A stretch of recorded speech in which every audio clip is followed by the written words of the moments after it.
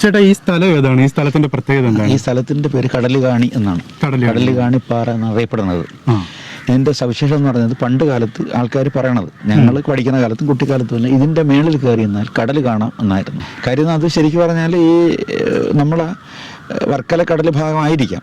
ഒരുപക്ഷെ ഇനി ചക്രവാളത്തിൻ്റെതാണെന്ന് അറിയില്ല, അങ്ങനെ ആൾക്കാർ പറഞ്ഞിട്ടുള്ളതായിരിക്കാം. അതാണ് കടൽ കാണി എന്ന് പറയാനുള്ള കാരണം, കടൽ കാണി പാറ എന്ന പേര് വരാനുള്ള കാരണം. ഇതിപ്പം നമ്മൾ പുളിമാത്ത് പഞ്ചായത്തിലാണ്. അപ്പോൾ ഇതിന് പ്രത്യേകത എന്ന് പറഞ്ഞാൽ ഇതിന് കുറെ ഐതിഹ്യങ്ങളൊക്കെ പറയാനുണ്ട്. അതായത് ഈ ഐതിഹ്യം എന്ന് പറയുന്നത്, പണ്ട് ശിവൻ ഇവിടെ വന്ന് തപസ് ചെയ്തിട്ടുണ്ടെന്നാണ് ആൾക്കാരുടെ വിശ്വാസം. ആൾക്കാരുടെ വിശ്വാസമാണ്, അതിനൊന്നും നമ്മൾ പ്രൂവില്ല. അതായത് നമുക്ക് തെളിയിക്കാൻ വേണ്ടി പറ്റില്ല. പക്ഷെ അത് ഇങ്ങനെ ആൾക്കാരുടെ വിശ്വാസം അങ്ങനെ പറഞ്ഞ് കേൾക്കേണ്ടതാണ്. കാര്യം നമ്മളൊക്കെ ഇത് പറഞ്ഞറിയേണ്ടതാണ്. അല്ലാതെ ഒരിക്കൽ പോലും ഇത് ഇങ്ങനെ ആണ് എന്നുള്ള രീതിയല്ല, നമ്മൾ പറഞ്ഞു കേട്ടിട്ടുള്ള കാര്യങ്ങളാണ്. പിന്നെ ഞങ്ങളെ കുട്ടിക്കാലത്ത്, ഞാനിപ്പോൾ ഈ താളിക്കുഴി സ്കൂളിലാണ് പഠിച്ചത്. ഈ മുഞ്ഞപ്പാറ താളിക്കുഴിയാണ് ഇരിക്കുന്നത്. അപ്പോൾ ആ സ്കൂളിൽ നിന്ന് സ്വാഭാവികമായിട്ട് ഞാൻ നേരത്തെ പറഞ്ഞതുപോലെ കളിക്കാൻ വേണ്ടിയൊക്കെ ഞങ്ങൾ ഓടി വരുന്നത് ഈ ഭാഗങ്ങളാണ്. അത് ഇങ്ങനെ വന്ന് ഈ താഴെ വഴി ഇത്രയും ഓടും. പിന്നെ ഇതിലെ ഇറങ്ങി ഇതിലേക്കൂടെ, അത് ഇവിടെ എല്ലാം താഴെ ഇറങ്ങിയുള്ള വഴികളുണ്ടായിരുന്നു. അതിൽ ഇറങ്ങി ഇങ്ങനെ ഓടി, അന്ന് കുട്ടിക്കാലമല്ലേ, അതെന്ന് പറഞ്ഞാൽ UP ക്ലാസ്സിന് താഴെ പഠിക്കുമ്പോഴാണ്, LP UP കാലമാണ് ഞാൻ പറഞ്ഞത്. അപ്പൊ ആ സമയത്ത് നമ്മൾ ഓടിയ കളിക്കുകയും, ഞങ്ങൾ ഇതിന്റെ മണ്ടയിൽ വന്ന് ഇവിടുന്ന് കയറി ഈ പാറയുടെ മണ്ടയിൽ അങ്ങ് ആ ആല് നിൽക്കുന്ന പാറയിൽ ഏറ്റവും മുകളിൽ ചെന്ന് അതിനകത്ത് കയറുമായിരുന്നു. അങ്ങനെ ഒരു ഇതുണ്ട്. അപ്പൊ അന്ന് ഇത് നല്ല പ്രകൃതി രമണീയ സ്ഥലമാണ്. പക്ഷെ അന്ന് ഇതിന്റെ ഇത് ആസ്വദിക്കാൻ, അല്ലെങ്കിൽ ഇങ്ങനെയുള്ള പ്രകൃതി രമണീയത്തെ കുറിച്ച് ആസ്വദിക്കാനുള്ള മനസ്സൊന്നും നമുക്കില്ല. അന്ന് നമ്മൾ കുട്ടികളെ നടത്തി കളിക്കാനൊക്കെ വരണ ഒരു ഇതായിരുന്നു. ആ ഒരു കാലഘട്ടമാണ് അങ്ങനെയായിരുന്നു ഉണ്ടായിരുന്നത്. ഈ പാറകളുടെ പ്രത്യേകത എന്തെങ്കിലും അല്ല, ചരിത്രപരമായ പ്രത്യേകത എന്ന് പറയുന്നത്, ഇതിനകത്ത് ഞാൻ പറഞ്ഞില്ല, ഇപ്പൊ ശിവൻ തപസ്സൊന്നൊരു ഒരു ഐതിഹ്യം പറഞ്ഞു കേൾക്കണുണ്ട്. പിന്നെ ഇതിനിപ്പോ ഈ പാറയ്ക്ക് സമാന്തരം നമുക്ക് കല്ലറ ആയിരവല്ലി പറയുന്നുണ്ട്, കണ്ടിട്ടുണ്ടല്ലോ. അത് ഉയരമല്ല, അത് ഉയരത്തിലാണ്. പക്ഷെ ഇതിനിടയിൽ ഒരു പാറയുണ്ടോ, അത് പറയുന്നതാണ് ഞാനിപ്പോ താമസിക്കുന്ന സ്ഥലത്ത്. അപ്പൊ ഈ 3 പാറകൾ തങ്ങളിൽ കണക്റ്റഡ് ആണെന്ന് പഴയ ചില വിശ്വാസികൾ പറഞ്ഞു ഞാൻ കേട്ടിട്ടുണ്ട്. അതിൽ എത്ര സത്യം ഉണ്ടെന്ന് എനിക്ക് അറിഞ്ഞുകൂടാ. അതായത് ഞാൻ എന്റെ കുട്ടിക്കാലത്ത് നമ്മളിപ്പോ കയറി വന്ന വഴിയിൽ അന്ന് ഇവര് പറയുമായിരുന്നു പറയണത്, അത് ഞാൻ പറയാം, വെറും പറച്ചിലാണ്. പഴയ അമ്മമാര് പറയണത് ഇങ്ങനെ ഈ ചങ്ങലമാടൻ വലിച്ചു പോകുമായിരുന്നു. അതായത് ഈ ഒരു കാലിൽ നിന്ന് ഒരു കാലെടുത്ത് വെച്ചു. ഇതിനൊന്നും ഞാൻ പറയാം, ഇതൊക്കെ പറഞ്ഞു കേട്ടാണ്. അപ്പൊ ഒരുപക്ഷെ നമ്മളെ പേടിപ്പിക്കാൻ പറഞ്ഞതും ആവാം. പക്ഷെ എന്തായാലും അങ്ങനെ ഈ എൻ്റെ കുട്ടിക്കാലത്തൊക്കെ ശരിക്കും പറഞ്ഞു കഴിഞ്ഞാൽ ഞാൻ പലപ്പോഴും വിചാരിച്ചിട്ടുണ്ട്, അത് ഇവിടുന്ന് ഒരു കാല് വെച്ച് ഇവിടെ വരും, 3-ാം കാലിൽ അങ്ങ് പോകും എന്ന് നമ്മൾ വിചാരിച്ചിട്ടുണ്ട്. ഒരുപക്ഷെ അപ്പൊ അങ്ങനെ ഒരു ഭീമാകാര രൂപം നമ്മൾ സങ്കല്പിച്ചിട്ടുണ്ട്. അപ്പൊ അതിൽ ശാസ്ത്രീയമായ വാസ്തവമൊന്നുമില്ല, പറഞ്ഞ് കേൾവികളാണ്. അത് ആൾക്കാർ പഴയ അമ്മമാര് പറഞ്ഞുള്ള കേൾവികളാണ്. അതാണ് എൻ്റെ സവിശേഷത. പിന്നെ ഇത് വിശ്വാസമുള്ള ആൾക്കാർക്ക് ഭയങ്കര വിശ്വാസമുള്ള സ്ഥലമാണ് ഇത്. കാര്യം ഇതിപ്പോ ഈ ഒരു ക്ഷേത്രം, ഈ ക്ഷേത്രമുണ്ട്. ആ ക്ഷേത്രം എന്ന് പറയുന്നത് ഈ പിന്നെ കുറേ വർഷം, ഒരു 10-60-50 എൻ്റെ ബാല്യകാലത്തൊക്കെയാണ് ഇവിടെ ഞങ്ങൾ പറഞ്ഞു കേട്ടിട്ടുള്ളതെന്ന് പറയുന്നത്, ഒരു സ്വാമി, അതിൻ്റെ ഇപ്പൊ ക്ഷേത്രം ഗുഹ കണക്ക് ഉണ്ടായിരുന്നു, ഒരു സ്വാമി ഇവിടെ വന്നിരുന്നിട്ടുണ്ടെന്നാണ്. എനിക്കുള്ള പേര് വന്നിരുന്ന അതിൻ്റെ അടിയിലുള്ള ഒരു ഗുഹ കണക്കിരിക്കുന്ന സ്ഥലത്ത് ഒരു ആശ്രമം പോലെ കെട്ടി അവിടെ ഇയാൾ കാര്യങ്ങളും കർമ്മങ്ങളും, അന്ന് ഇങ്ങനെ ആൾക്കാർ വലുതായിട്ടൊന്നും വരില്ല, ചില ആൾക്കാർ സഹായിക്കാനൊക്കെ വരുമായിരുന്നു പറയണം. പിന്നെ കുറേ കാലം കഴിഞ്ഞ് ഇദ്ദേഹം എങ്ങനെ പോയി എന്നും അറിയാൻ വയ്യ, എങ്ങനെയാണ് ഏത് വഴിക്ക് പോയി നമുക്കറിയാൻ വയ്യ.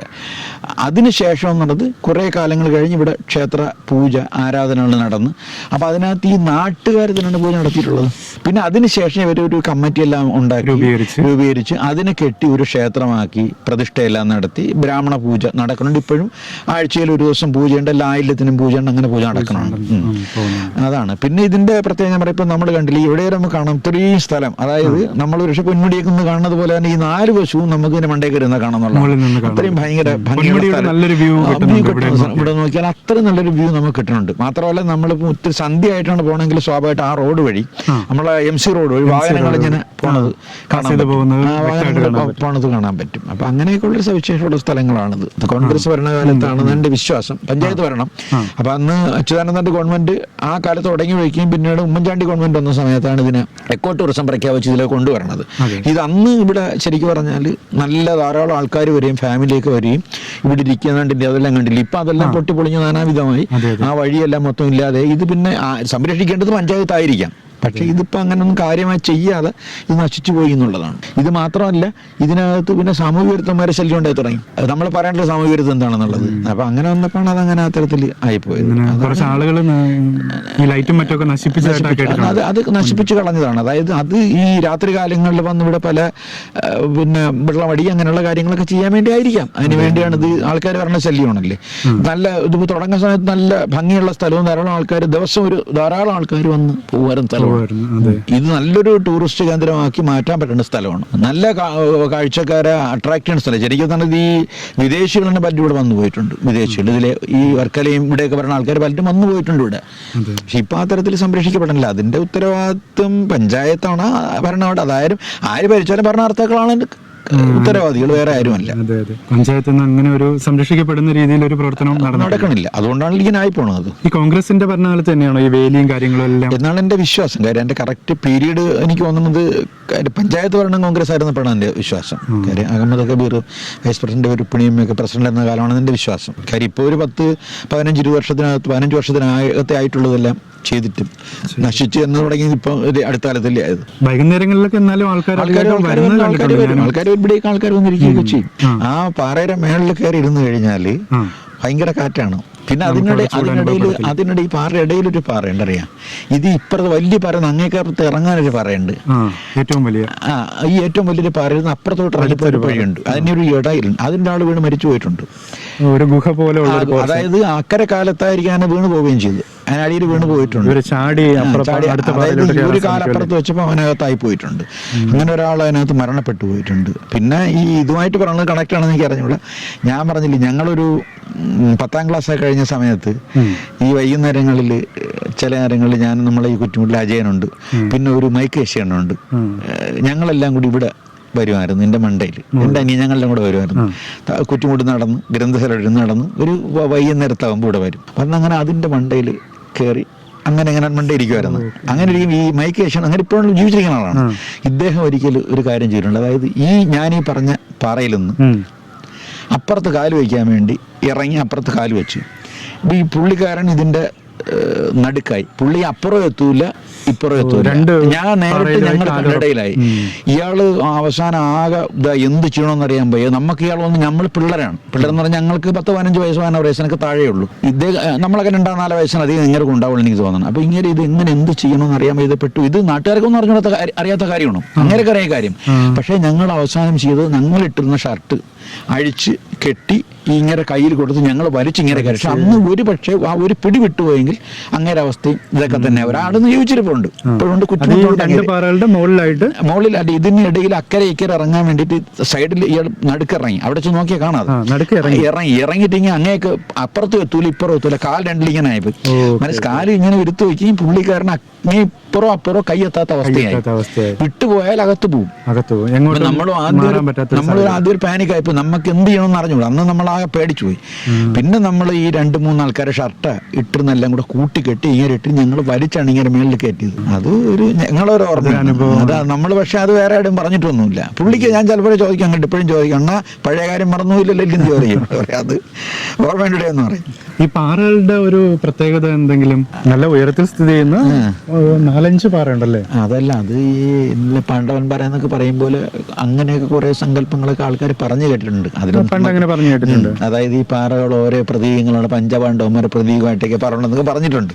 പക്ഷെ അതൊക്കെ ഞാൻ പറഞ്ഞു, അതെല്ലാം നമ്മൾ ഇങ്ങനെ പലരും പറഞ്ഞുള്ള അറിവുകളാണ്, പലരും ഇങ്ങനെ പറഞ്ഞു കേട്ടിട്ടുള്ളതാണ്. അല്ലാതെ നമുക്ക് അതിനകത്ത് ഒന്നുമില്ല.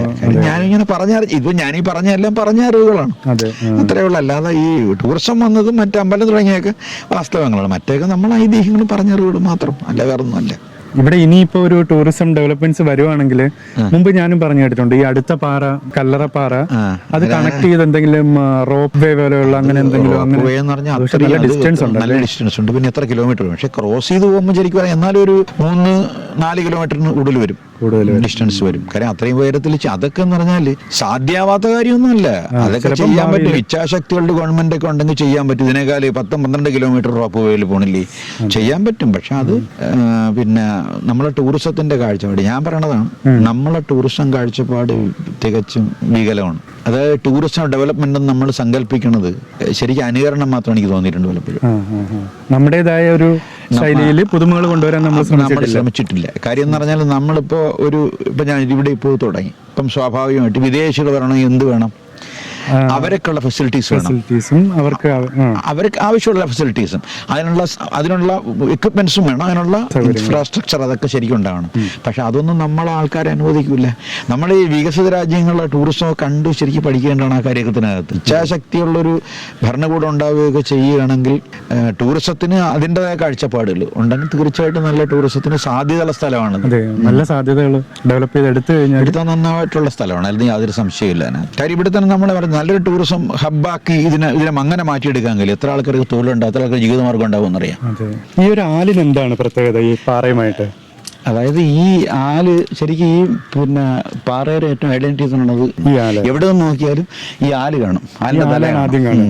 അപ്പൊ ഇത് ശരിക്കും പേരാലല്ല, പാറയാൽ പിടിക്കുന്ന പാറയാലെന്ന് പറയും, അരയാലും അല്ല. പാറയിൽ പിടിക്കുന്നതാണ് പാറയാലെന്ന് ആൾക്കാർ പറയണത്. മറ്റു വല്ല പേരുകൊണ്ടൊന്നും എനിക്ക് അറിഞ്ഞുകൂടത്. അതിന്റെ സവിശേഷത എന്ന് പറയുന്നത് ഇത് പറഞ്ഞാൽ ഇത് എവിടെ നിന്ന് നമ്മൾ നോക്കിയാലും ഈ ആല ഉയരത്തിൽ കാണാൻ പറ്റും, അക്കരെ നോക്കിയാലും കാണാൻ പറ്റും. എവിടെ നമ്മൾ ഇവിടെ ഈ വീട് കാണും പോലെ ദൂരം നോക്കുമ്പോൾ ഈ പാറ അതിന്റെ മേളിൽ ആല് നിൽക്കണാണ് കാണുന്നത്. ഇപ്പോഴാണ് ഇത്രയും മരങ്ങളൊക്കെ വന്ന് കയറിയതേ, മറ്റിത്ര ഇതൊന്നും ഒരു പാറയല്ലേ ഉള്ളായിരുന്നു. അല്ല ഇതാണ് കടലാണിയുടെ ഐഡന്റിറ്റി. ഇതാണ് കടലാണി പാറ എന്ന് പറഞ്ഞാൽ ഈ ആല് ചോദിക്കും, ഞാൻ ആല് നിൽക്കുന്ന പാറയല്ലേന്ന് ചോദിക്കും, മരം നിൽക്കുന്ന പാറയല്ലേന്ന്. നമ്മൾ ദൂരം നോക്കണം, നല്ല ദൂരം നോക്കിയാൽ അത്രയും മനോഹരമായിട്ട് കാണാൻ പറ്റുമായിരുന്നു. അല്ല അന്ന് ഞാൻ പറഞ്ഞിട്ട് ഇപ്പൊ ഇതേലുള്ള വഴി ഉണ്ടായിരുന്നില്ല. അന്ന് നമ്മൾ നേരത്തെ ഞാൻ സൂചിപ്പിച്ച പോലെ ഇതില് അന്ന് ഇവിടെ കയറി വരുമ്പോൾ ഇങ്ങനെ വഴിയും കയറി വരാൻ സൗകര്യങ്ങൾ പഠിക്കുന്ന കാലത്തൊക്കെ വരുമ്പോൾ ഇതിൽ വന്ന് അവിടെ വന്ന് കല്ലുകൾ പറക്കി വെച്ച് ചെയ്യും. ഒരു കല്ലിന് മുകളിലൊന്ന് തെറ്റിയ താഴെ വീഴും, അതിലൊരാൾ പിടിച്ചേക്കും, ഇങ്ങനെ മുകളിൽ കയറി അള്ളി പിടിച്ച് മേളിൽ കയറും. പിന്നെ ഇപ്പൊ ഇത്രയും സൗകര്യമായി. അത് ഇവർ തന്നെ ചെയ്തായിരിക്കും, അമ്പല കമ്മിറ്റി ചെയ്തായിരിക്കും. അത് ഞങ്ങളെല്ലാം സ്കൂൾ കാലത്ത്, ഞങ്ങളെല്ലാം കുട്ടിക്കാലത്ത്, ഞങ്ങൾ കുട്ടികളായിരിക്കുന്ന കാലത്തെ ഈ ആലുണ്ട്. അപ്പൊ ഇത്ര വർഷമായി, എത്രയോ വർഷങ്ങൾ, അതിനും അനേക വർഷങ്ങളോളം എത്ര എന്റെ കാലപ്പഴക്കൊന്നും ഉണ്ടായിരിക്കും പറ്റൂല. പിന്നെ എല്ലാ സ്ഥലവും കാണാന്നുള്ളതാണ്, ഭംഗിയായിട്ട് എല്ലാം കാണാന്നുള്ളതാണ്. ചേട്ടനൊന്ന് പരിചയപ്പെടുത്താവോ? എന്റെ പേര് രാധാകൃഷ്ണൻ എന്നാണ്. ഞാൻ താമസിക്കുന്നത് ഈ വാവൂർ പറഞ്ഞ തൊട്ടടുത്ത് തന്നെയാണ്. വാവൂർ ക്ഷേത്രത്തിലെ സെക്രട്ടറിയാണ്. സർക്കാർ ജീവനക്കാരനായിരുന്നു, പെൻഷനായി. പിന്നെ പാരക്കോള അധ്യാപകനായിരുന്നു. ഇതിപ്പോ ചെയ്യണില്ലൊന്നും.